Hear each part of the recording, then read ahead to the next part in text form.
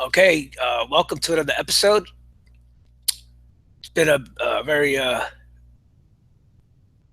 busy and controversial week, as we all know, in the news.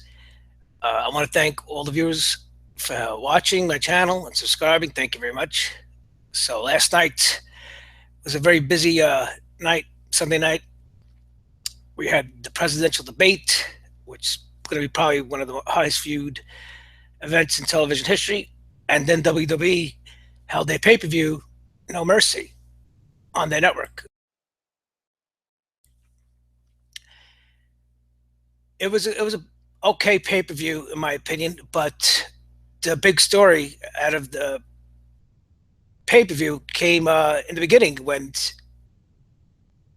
at 8 o'clock WWE announced that their main event, the triple threat WWE Championship match of AJ Styles and Dean Ambrose and John Cena would open the show. Uh, the announcers never gave an explanation, and many people and news sites speculated that maybe and probably was due to the presidential debate starting at 9 o'clock. But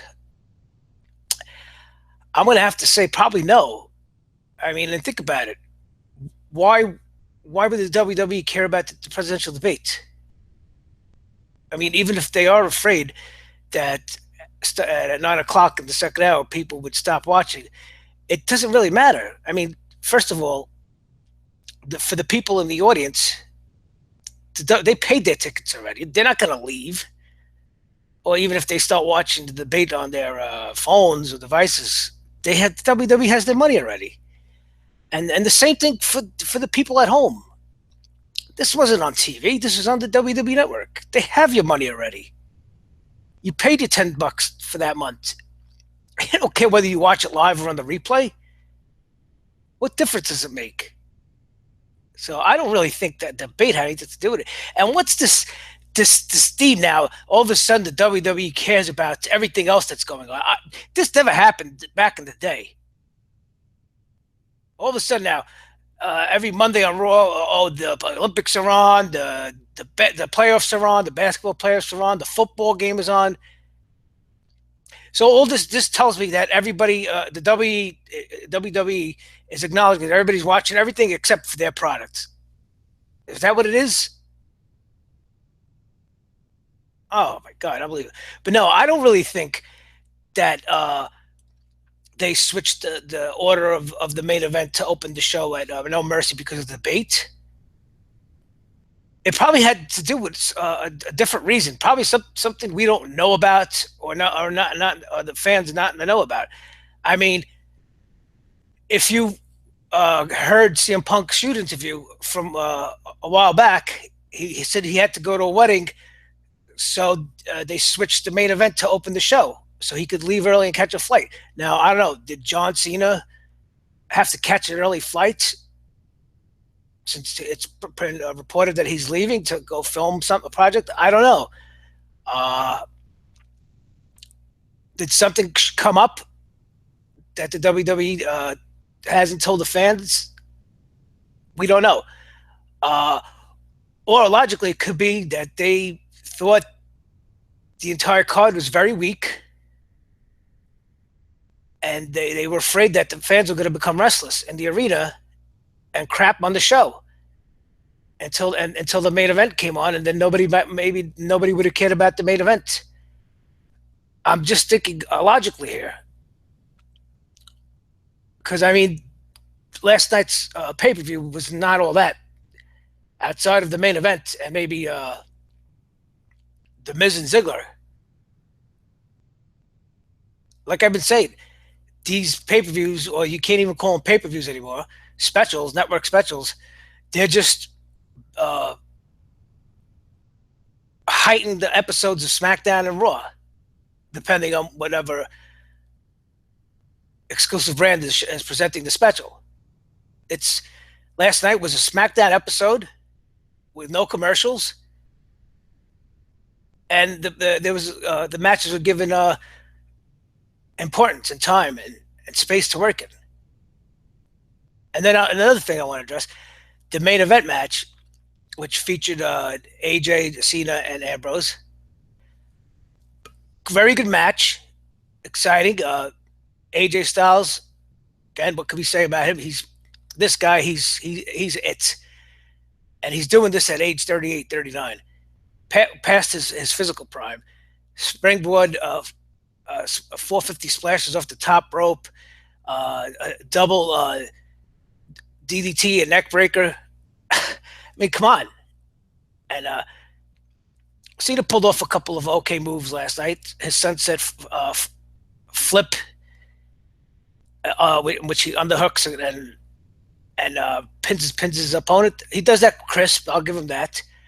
But there was a finish. The finish, or was the finish, but you were led to believe the finish when Ambrose applied the calf crusher and Cena simultaneously applied the STF to AJ, and AJ tapped out. Everybody thought the match was over. But who wins? So the referee, Mike Chioda, instructs, he makes the motion for Cena and AJ and Dean Ambrose to continue fighting. Now, at first, maybe people thought AJ lost the title. He was eliminated. But it's a triple threat match. So, according to triple threat match rules, I'll read it. A triple threat match is a regular match, but with 3 competitors instead of 2. The first person to score a pinfall submission wins. No disqualification, no countdowns. Okay, so they got the simultaneous submission, Cena and Ambrose. So there was no contest. But why did the bell ring? I think there was a little bit of a botch there, and it confused the fans, or maybe the announcers didn't explain too good. So here you are, if you're sitting at home, you're thinking, hey, AJ Styles is eliminated. And now it's Cena and Ambrose. And this all has to do with building trying to build the excitement in the audience and the viewers at home for Cena to win his 16th title and tie Ric Flair. So the crowd is up and at him now in the audience, and lo and behold, AJ comes back in, slides in a chair, and boom, it's the match ends, and AJ wins. Rather anticlimactic, because you're like, what the hell? What just happened? I don't understand. I thought AJ was eliminated. So I thought that finish ruined a pretty good match, in my opinion. But I guess we'll know more Tuesday, or maybe we won't. And I'm sure as hell, I know for sure they're not going to give an explanation as to why they opened up No Mercy with the main event. Other matches on the card was Bray Wyatt and Orton. I mean, oh my God! Again, this is sloppy writing. I think this is these now the specials. They have them every 2 weeks or every month. Each brand they rush the pay-per-views, and the writing stinks. It's terrible. I think this is one of the biggest problems of why WWE is suffering for the ratings. The writing stinks. These stories are just put together and they make no sense. Bray Wyatt, yeah, okay, you want to portray him as a supernatural character. He got locked into the storage crate on SmackDown, and then Sister Abigail rescues him, and he disappears. And Orton, okay, but did you see this thing on No Mercy? Orton's looking in the mirror of course, with the camera behind him, or next to him. How else are we watching it? Okay, we could suspend our belief. All of a sudden, his face starts morphing. Ooh. To me, when I saw this, I thought about WCW back in 1999, when everybody, Hulk Hogan, was looking in the mirror and he kept seeing the Ultimate Warrior in the reflection. And only he could see it. Nobody else could see it. Eric Bischoff couldn't see it. Everybody else could see it. The cameraman couldn't see it, right? Oh, come on. I mean, and again, like I said, we could in my previous my No Mercy preview video. I mean, we could suspend our belief for a second as a wrestling fan, or any. If we got a good payoff in the ring, the matches. At least now, this match wasn't. I don't know. They just didn't click. I mean, I don't know. Orton, he's he's a very good wrestler. Bray Wyatt, I don't know. It seems like Bray Wyatt needs a certain opponent to click it with. Bray Wyatt's a brawler. I don't think he's too much of a scientific wrestler. He's best when he brawls, when he takes it out to the ring, on the announcers table, steel steps. But SmackDown promised maybe the debut finally of Sister Abigail, but no, the arena went dark, and Luke Harper made his return, helping Bray Wyatt win. Again, very anticlimactic. Who knows what's next for Bray Wyatt? But I think they pulled the plug. They're pulling the plug quick on this angle. And I guess the match of the night was another match of the night. Maybe did this have to do with the main event switch? The Miz and Ziggler closed out the show with Ziggler's career being on the line. Nobody knew what was going to happen. Maybe Ziggler was going to lose and retire kayfabe and maybe show up on Raw. Or maybe he was going to win the IC title, and he did. I was surprised at this. I guess I shouldn't be once they announced it was a career match. But Ziggler finally ends the Miz's long IC title streak of over 160 days, I believe it is. They threw everything at him. Maurice sprayed him in the eyes. The Spirit Squad came in and interfered on behalf of the Miz, but Ziggler super kicked his way to victory, and he is your new Intercontinental Champion. And quickly tonight on Raw, we got some announcements. For the first time in history, we're going to have all women's Hell in a Cell match between Charlotte and WWE Women's Champion Sasha. They will have their match at Hell in a Cell later this month, and their matches have been really great, exciting. They've been stealing the show wherever card they're on, so why not? They are definitely going to be pioneers in the women's division. They announced also Kevin Owens and Seth Rollins are going to be in Hell in a Cell. Now, remember, you have to manage your expectations. Just because it's Hell in a Cell, these aren't the Hell in a Cell matches from the late '90s or early 2000s. This is going to be blood and gore. You know, it's all it's a gimmick match. All it's going to be it's going to be a cage encompassing the ring above and on the side. That's about it. I mean, maybe some participants, and maybe Seth Rollins and Kevin Owens will go out and battle and go on top of the Hell in a Cell. I mean, don't expect blood and gore.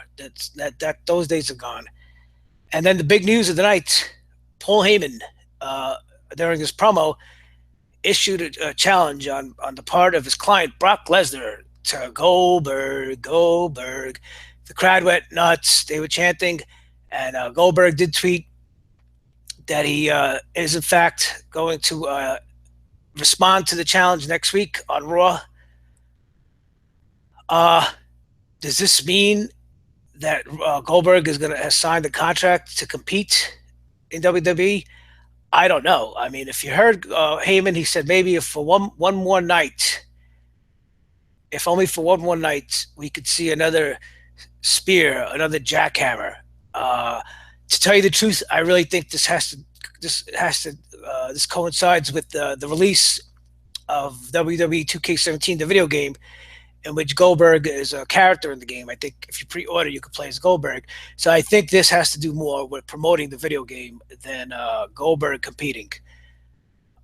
Goldberg, I mean, listen, it's over. I mean, he's well past his prime.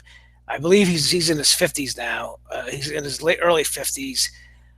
It would serve no purpose to have a Goldberg Lesnar match with Goldberg going over. I mean, I would never see, and could never imagine WWE creative making Goldberg go over on Brock. Not after all the time and effort they've spent to build Brock up to this unbeatable beast that he is. And nor could I see Goldberg agreeing to do the job for Lesnar. I doubt it. So it'd be nice, but like Paul Heyman said, live in the fantasy of 2K17. I think this Goldberg appearance will be just to promote the game. So that's going to wrap it up for now. Again, thank you. Subscribe if you're not a subscriber, and I'll see you soon. Thank you.